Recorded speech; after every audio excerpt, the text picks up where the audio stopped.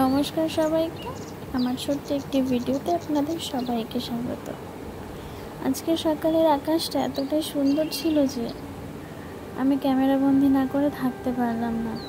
দেখে মনে হচ্ছিল সৃষ্টিকর্তা যেন নিজের হাতেই আকাশটাকে পুরো রং তুলি দিয়ে এঁকে রেখেছে। এতটাই সুন্দর লাগছিল দেখতে।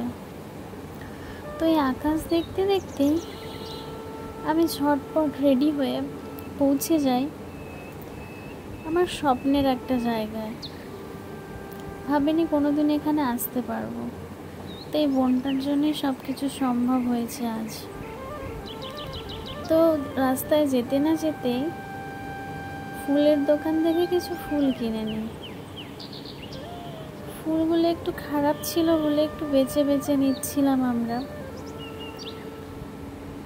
ফুলগুলো কিনে নেওয়ার পর আমরা পৌঁছে যাই মা শ্যামা সুন্দরীর কাছে।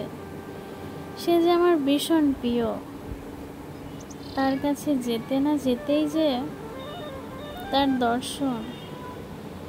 দর্শন পেয়ে সত্যি আজকে আমি খুব এক্সাইটেড হয়ে পড়েছিলাম। তো তার দর্শন করতে করতেই তার আরতি শুরু হয়ে যায়। তার আরতির মধ্যে আমি একটা জিনিস খেয়াল করলাম, আমি যেই ফুলগুলো তার জন্য নিয়ে গেছিলাম সে আজ নিজেই তার হাতে নিয়েছে।